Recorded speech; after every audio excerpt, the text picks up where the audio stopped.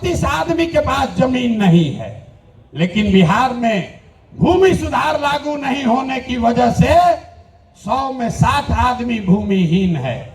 इसलिए जन सुराज का एजेंडा है कि अगर किसानों का जीवन सुधारना है तो सबसे पहले भूमि सुधार लागू करना है। और दूसरी बात, मजदूरी। खेती को, बिहार का जो खेती है वो खाने वाला खेती है, इसको कमाने वाला खेती अगर बनाना है तो लोगों को मदद देनी पड़ेगी। गांव देहात में हम लोग क्या कहते हैं, लोग कहता है कि भैया कटिया करने आए हैं, कमाने के लिए लुधियाना जाएंगे, रोपनी करने आए हैं, कमाने के लिए गुजरात जाएंगे।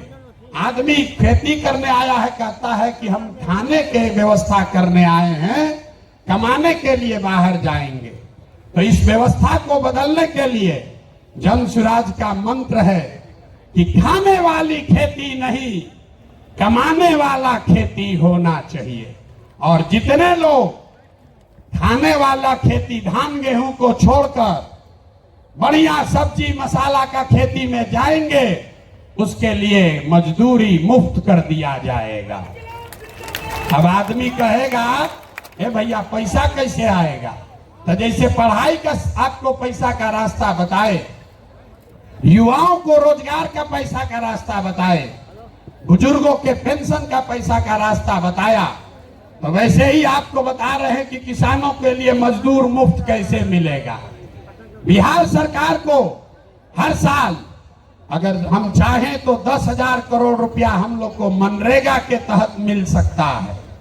तो अगर मनरेगा के मजदूर को खेती से जोड़ दिया जाए, किसानों को खेती करने के लिए मनरेगा का मजदूर दे दिया जाए, तो बिना 1 रुपया एक्स्ट्रा खर्चा के हर वो किसान जो अपना खेती बेहतर करना चाहता है उसको मजदूर मुफ्त में मिलेगा और उसके लिए 1 रुपया खर्चा नहीं होगा। नुकसान किसका होगा? जो मनरेगा में 40% पैसा लोग कमा रहे हैं, उनका बड़ा भारी नुकसान होने वाला है। क्योंकि मनरेगा का मजदूर अगर सीधे किसान को मिल जाए तो किसान अपने मजदूर से काम भी कराएगा और उसकी आमदनी भी बढ़ेगी। अब एक अंतिम महिला बच गई। महिलाओं का अगर जीवन सुधारना है, सब महिला हमको गांव-गांव में कही है, भैया हमको रोजी रोजगार करने के लिए कुछ साधन दीजिए।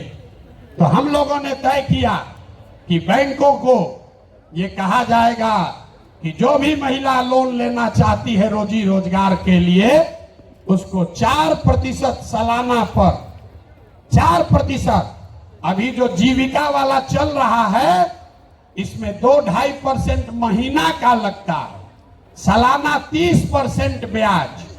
और हम लोग कह रहे हैं कि सिर्फ 4% सालाना पर हर वो महिला जो कोई ना कोई रोजी रोजगार करना चाहती है उसको सरकारी गारंटी पर लोन दिया जाएगा और बाकी का 6% सरकार देगी। चाहिए ना भाई?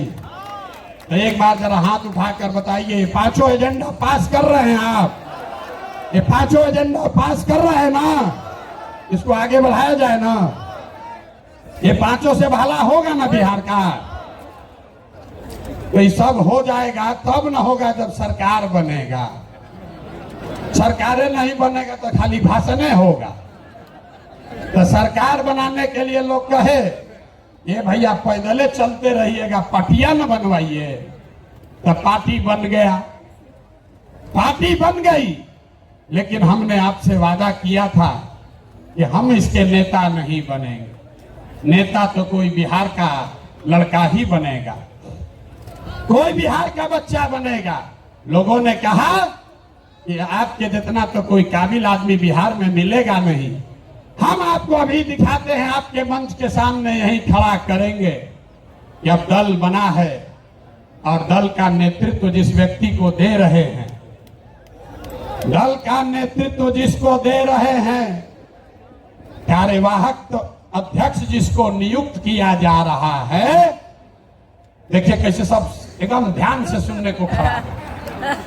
अपना बच्चा का बात हुआ तो सो रहा था, आज जैसे बोले कि दल का अध्यक्ष घोषित कर रहे हैं, तो देखिए कैसे सजग हो गया।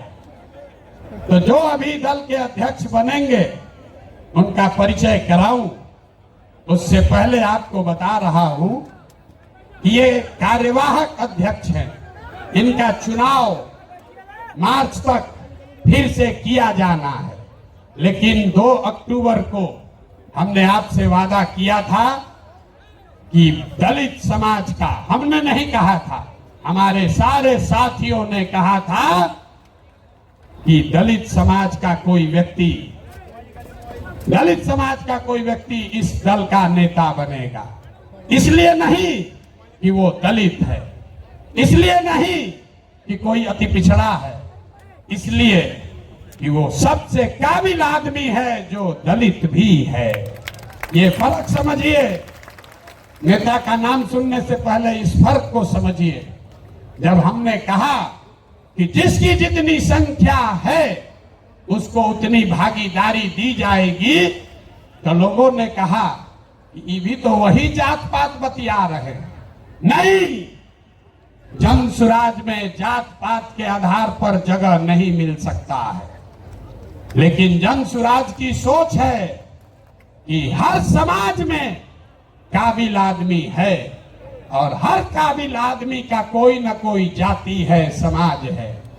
तो अगर बनाने वाले के नियत में, बांटने वाले के नियत में खोट न हो, तो ये बिल्कुल संभव है